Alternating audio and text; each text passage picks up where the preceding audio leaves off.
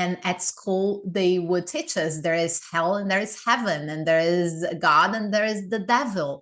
And the Catholics don't talk about the devil, the Baptists do. And because the Catholics don't talk about the devil, I would say at school, the devil does not exist. And I would just challenge my teacher. And I was like, no, you're wrong. The devil does not exist. And my mother was called out at school to discuss this issue, why your daughter does not believe in the devil. And it was like embarrassing. But yeah, so I remember growing up as such as in this duality. And then my best friends and neighbors, they were Jewish. So I had a lot of contact with the Jewish religion as well. And then my parents start to develop an approach and an appeal for Kardasism. So the Spiritism and the Kardasist religion, which is not a religion, it's more a philosophy. It's more a philosophy than a religion, because there are Jewish who are Kardasists, and then in Catholics and whatever. It can be whatever. I was very confused by all that. Welcome to the Immigrant Experience in America, an immigrant human library, where we amplify and humanize the experiences of immigrants in the United States and around the world. Listen in as we add another story to our immigrant human library. It was safer back in 2000. When I lived in Miami, it was much safer than it is today here in the US. Even in Miami is a very mixed city, mixed cultures, people from everywhere. You would think that the crime rate would be increased because of this, but it was really safe. It was really peaceful. And now it's changed. We see the news. That's sad. That's sad. Yeah, because I remember going to South Beach and people walking around and felt very safe being there. So the haves and the have-nots, I don't know if it actually boils down to that inequality and so forth, but that's a bigger conversation for another day. I'm wondering then, Sil, how do you balance being successful coming from a collectivist society and certain cultural expectations that you be altruistic, give back to your community, support family, support friends, people tapping you for things, how do you balance that? I think I'm going to start telling you a story, because it has to do with the means I found to balance this within myself and to help people out. When I was an evangelist at Google, I was also a facilitator of a workshop called I Am Remarkable. That workshop was created at Google, but it's independent now, and people can go and take the workshop and hire people to facilitate it. But basically, the goal of this workshop is to help women overcome what they call the imposter syndrome. Mm-hmm. And I was facilitating it. And every time I was with these women in these groups, it's a 90-minute workshop, right?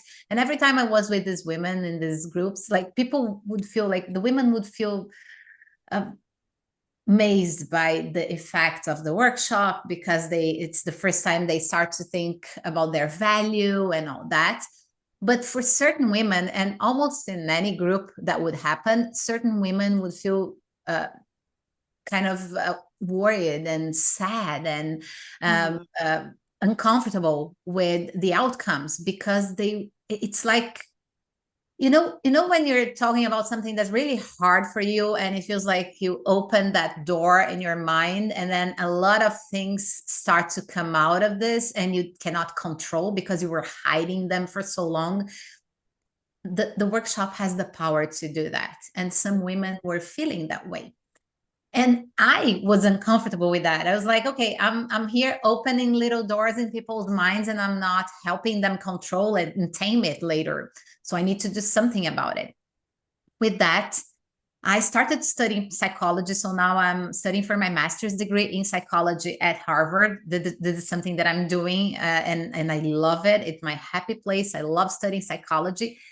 And I realized that when we talk about the imposter syndrome, we are talking about something else. We are talking about what's called the imposter phenomenon.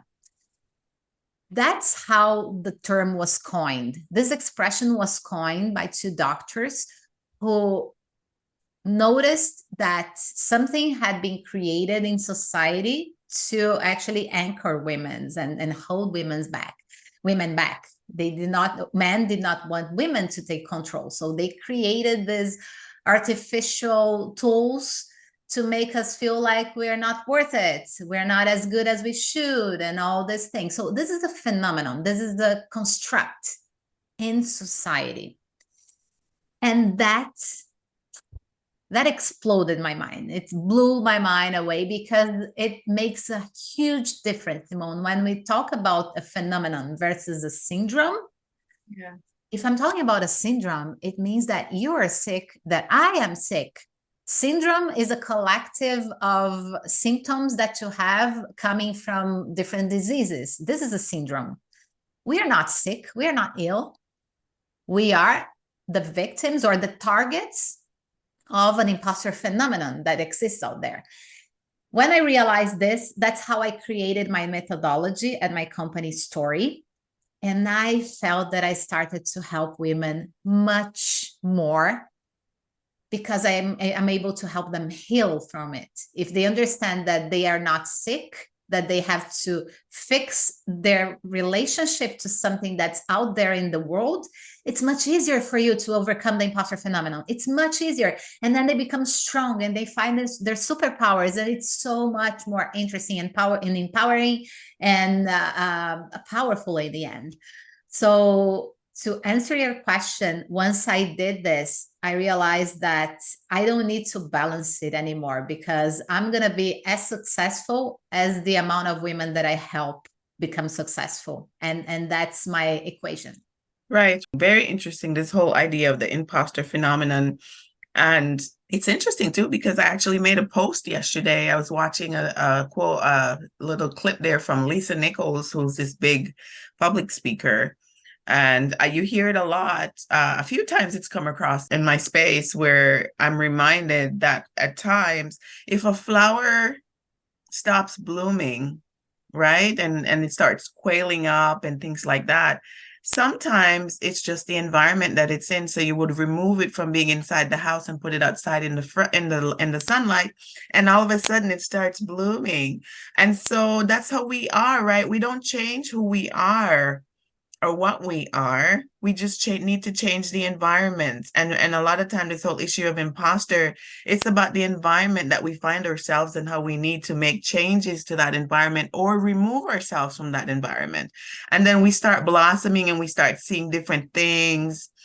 You know, the triggers might decrease and so forth. So that's an interesting analogy there that you're giving us about these women and imposter phenomenon. So Sil, I'm wondering if about religion, because that's a big deal here in the US, right? And it's viewed differently around the world and so forth. So how have you been able to navigate that, and how people might view you? Are you considered a heathen? It's funny, because I do not, you know what, Simone, I should be doing better in this area. I was raised Catholic in Brazil. Brazil is very Catholic. I was raised a Catholic in Brazil, and I studied in a Baptist school my whole life. Wow. So yes, and it's fine, because they're both Christians, so there are similarities, but there are two big differences coming from one side and doing all the things in Catholic church and going to the mass on Sundays, and then being at school. I loved more the school thing than the church thing. I loved the Baptist because the songs, for example, they were much happier in the Baptist school than the songs we sing in a Catholic church in general. So I was like, well, I prefer it that way. I prefer the bands here. I also prefer the image of the cross without Jesus Christ hanging in there. So the Baptists, they only have the cross because Jesus, he's alive. So there is no reason for having him hanging on the cross. While Catholics still have him on the cross, because it's like, well, you have to remember he died for you. So I grew up with these things in my mind. And there was one funny episode when I was 6 or 7. And at school, they would teach us there is hell and there is heaven, and there is God and there is the devil. And the Catholics don't talk about the devil, the Baptists do. And because the Catholics don't talk about the devil, I would say at school, the devil does not exist. And I would just challenge my teacher. And I was like, no, you're wrong. The devil does not exist. And my mother was called out at school to discuss this issue, why your daughter does not believe in the devil. And it was like embarrassing. But yeah, so I remember growing up as such as in this duality. And then my best friends and neighbors, they were Jewish. So I had a lot of contact with the Jewish religion as well. And then my parents start to develop an approach and an appeal for Kardasism. So the Spiritism and the Kardasist religion, which is not a religion, it is more a philosophy. It's more a philosophy than a religion, because there are Jewish who are Kardasists and then in Catholics and whatever. It can be whatever. I was very confused by all that, which reflects a lot of how Brazilians are. We are mixed. There's mixed religions in Brazil as well. So there are lots of cults around Umbanda and Candomblé. They're they're African religions. And they're the goddess, like Iemanjá, she's the goddess of the oceans and the waters. And she's adored in Brazil. She's adored. People throw white roses in the ocean for her.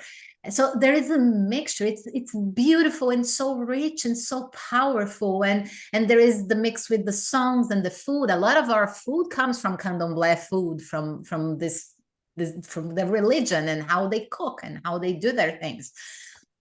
And then I came to the US, and I feel like I don't go to any churches. I don't go anywhere.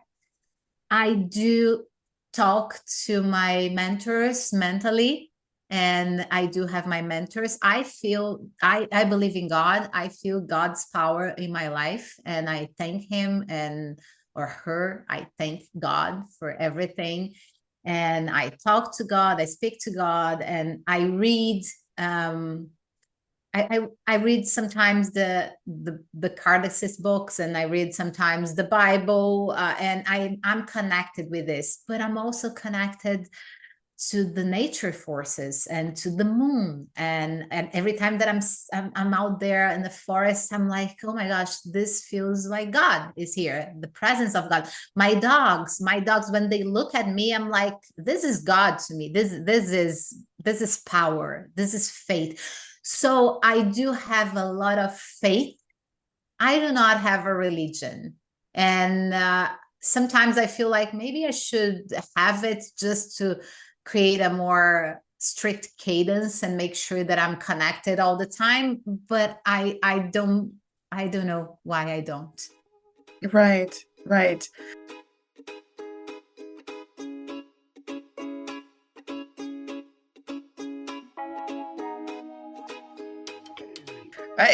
It's been my journey too, like coming from a small island where you have a lot of denomination in the Christian faith, and coming here, my spirituality has evolved, I think, as I've gotten older. And nature and, international travel really broadens your perspective about religion and the people and religious doctrine and versus spirituality, and learning to not box people in because they are of a certain religious faith and so forth, and really to zoom out and to see people's humanity.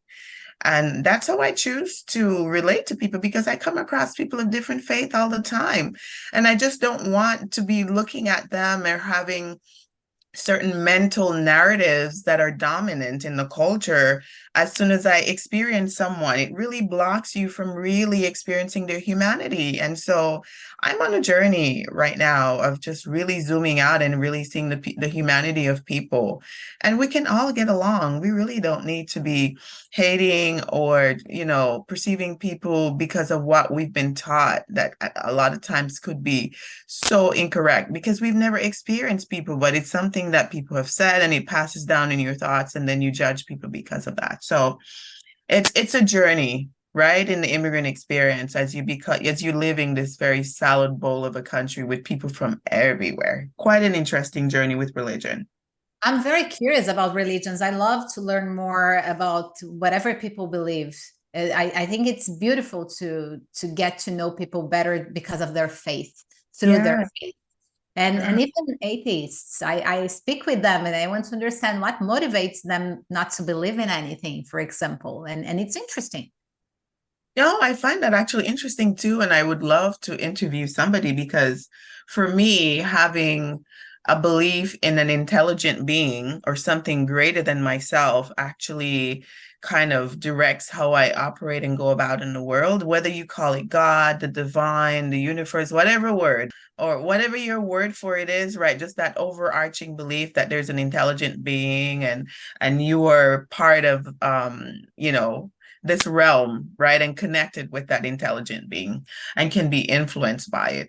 But I often wonder, like, what is it like in the mind of a person who considers themselves an atheist? Like, how do they handle challenges? Because a lot of times when life hits us hard and we are just without explanations, without words, when we go through difficulties, like that's where you tap into that, you know, other side of you just to make sense of the world around you and your experiences. So I wonder, how do they see life? How do they go about their everyday? I'm really curious, you know?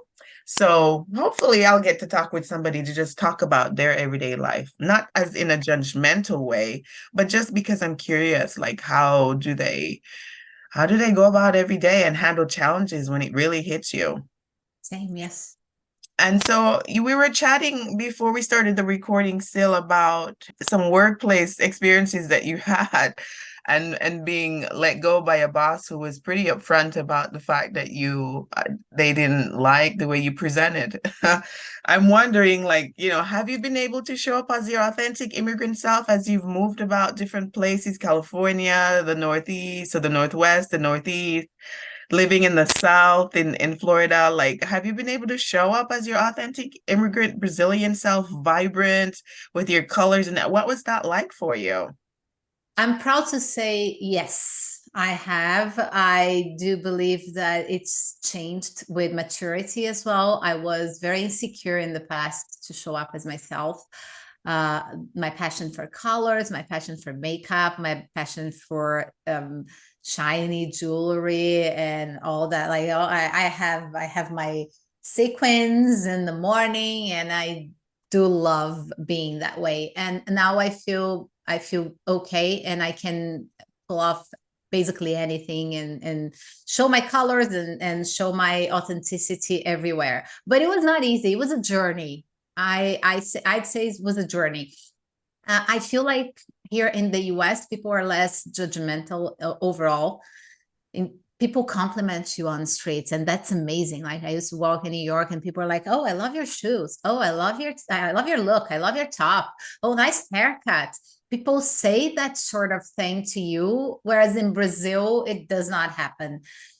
People just look at you in a funny way, in a kind of judgmental way, if you're not fitting in. And that's how I was raised. And I don't know if it's because there's a lot of competition, women against women in general. We are raised to compete against each other, which is awful. So there's always comparison. We are raised comparing ourselves to each other. Oh, my hair is not as pretty as her hair. Oh, my clothes are not as nice as her clothes. And that sort of thing, since we're children, probably that unhealthy way of raising kids and of fostering behaviors throughout life lead us to that sort of behavior when we're grown-ups, and that's ridiculous. I just hate that. So I feel like I'm even more I feel free here in the US, and I do not feel as free in Brazil. Probably in Brazil I would like, oh, let me choose my outfits more carefully, so make sure that I will fit in. Wow, that's interesting. Yeah. And I would actually think it was the flip, the other way around. Because, as I said, Brazil is very rich in culture.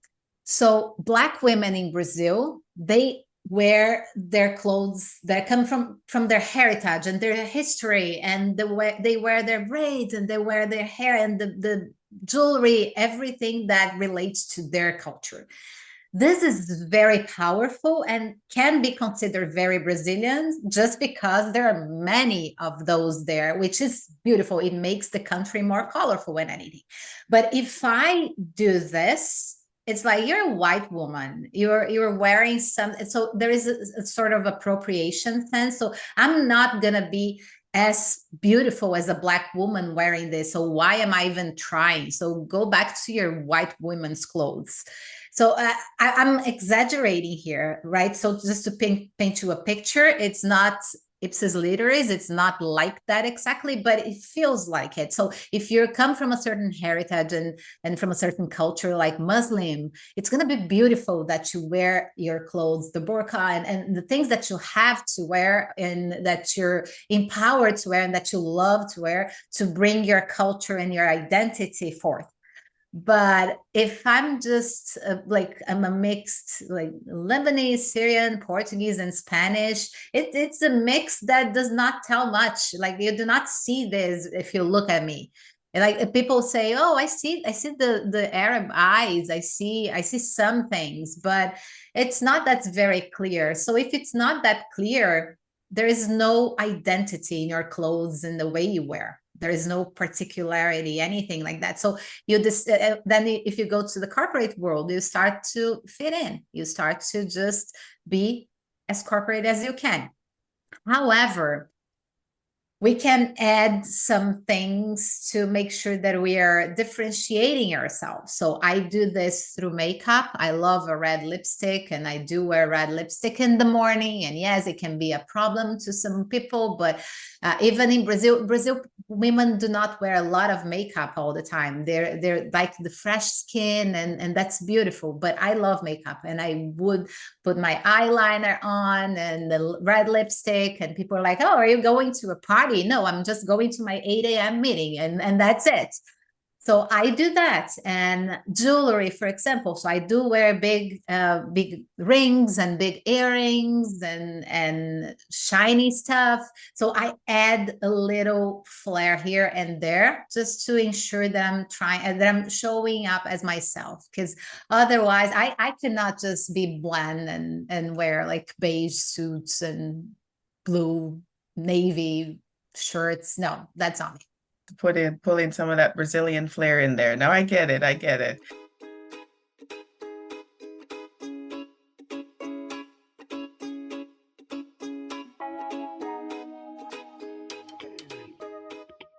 Right. And sometimes that can be, depending on the workspace that you're in, might not be acceptable, right? Because people in American corporate setting, people tend to prefer like this bland way of showing up to work, right? True. But here in well, it's my area, right? I come from advertising and Google technology, so it's fun. I was lucky to work in environments that were fun in general. But I do see, like, especially in New York, women wearing black all the time. It's black is the norm, I would say. Yes.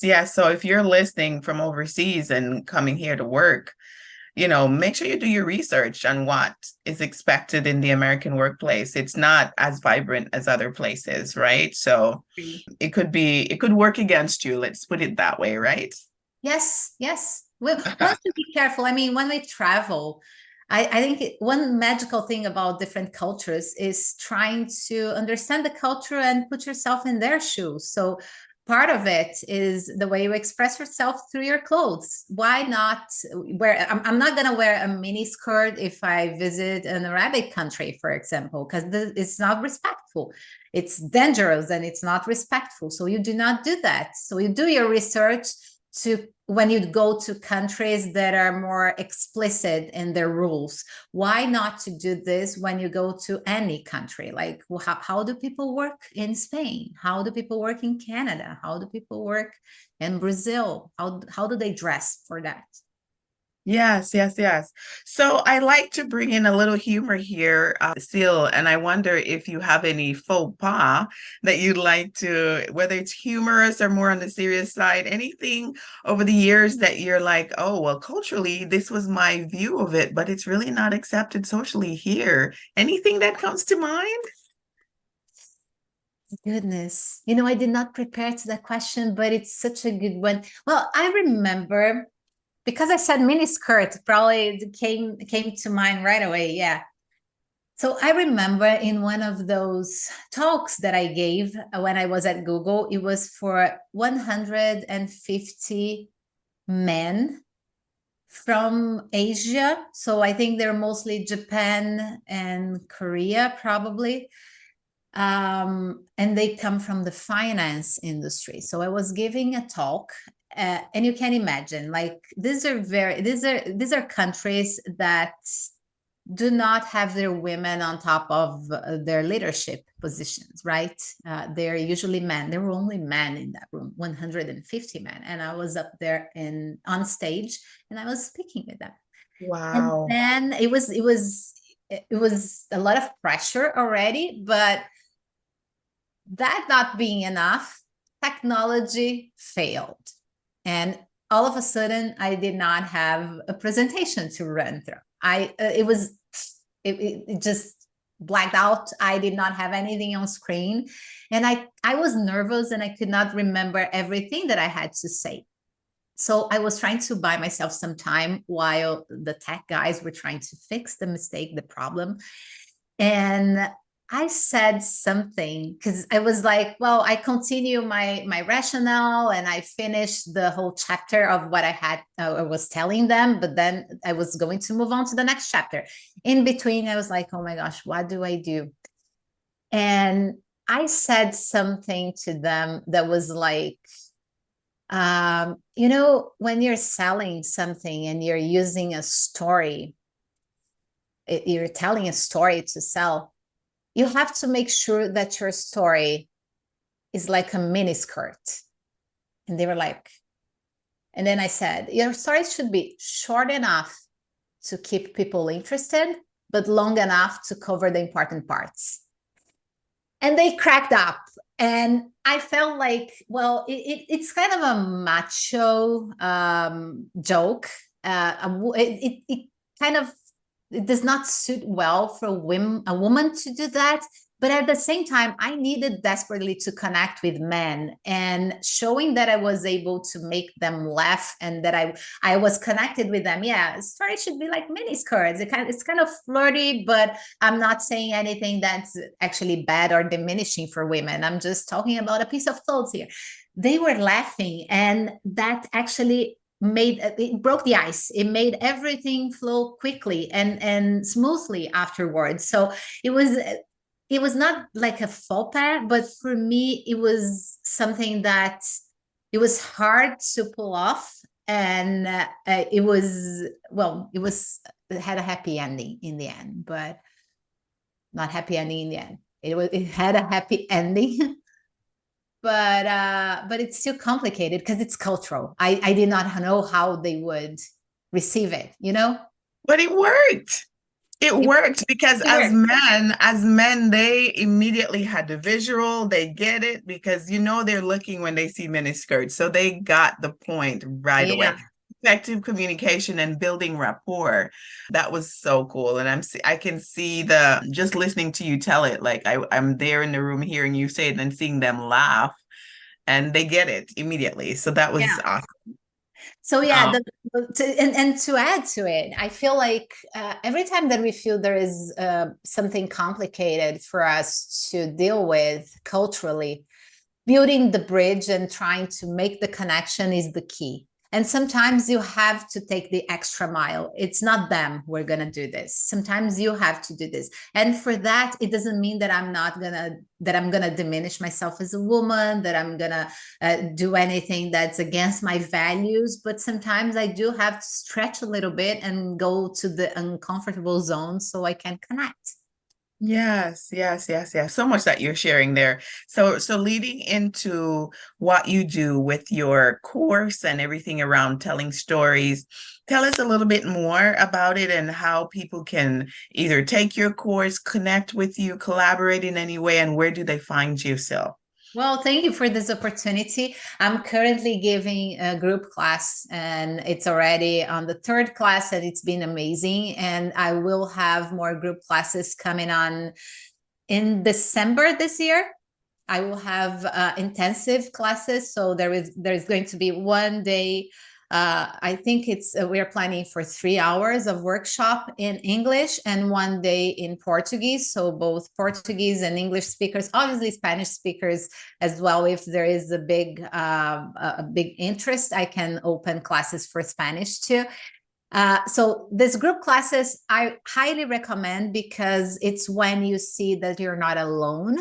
You connect with people feeling the same way. So today in my group class, I have a lot of badass executive women who have their struggles, but they're amazing. They're top leaders in their areas and they're amazing, but they recognize the struggles and they connect with each other, and it makes it so much more powerful.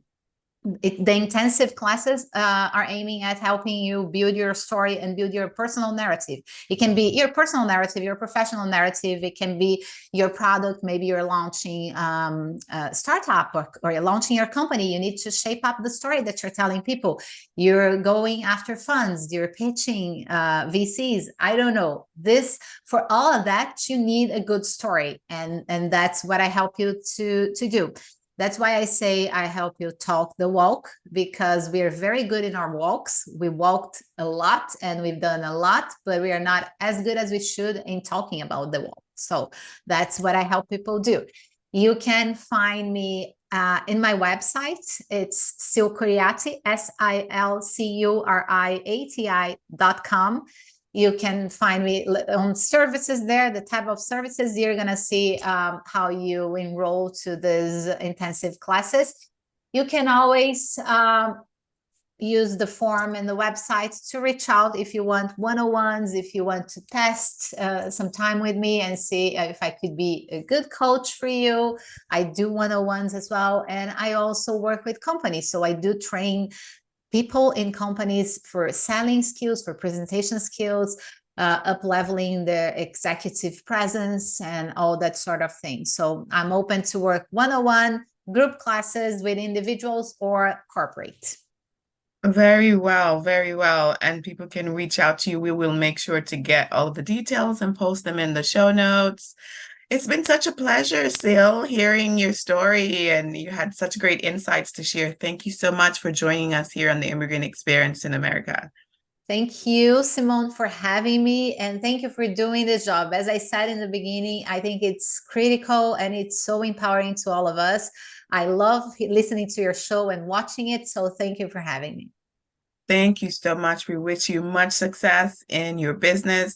And I will definitely be connecting with you about, getting my stuff in order as it concerns telling my story and so forth here as I'm on a journey. But I'll reach out separately on LinkedIn and we'll talk some more, okay? Sounds wonderful. Have a beautiful New Jersey afternoon or a day. It's approximately 11:30 on the East Coast. Yes. Enjoy the rest of your day and your weekend. And it was a pleasure having you here. And you too. Thank you again. Take care. Take care, Sil. Friends, as always, please subscribe, comment, and share if you enjoyed this interview. If you're passionate about telling immigrant stories, our team is looking for help. If you're willing to help with podcast production, social media, or Patreon management, please reach out to us. You can also donate on our Patreon if it's easier for you. All the links are in the description below. Thank you. We thank our listeners around the world, and we appreciate your continued support as we build our human library. Please remember to give us a 5-star review, subscribe, and share with your friends, family, and circle of influence.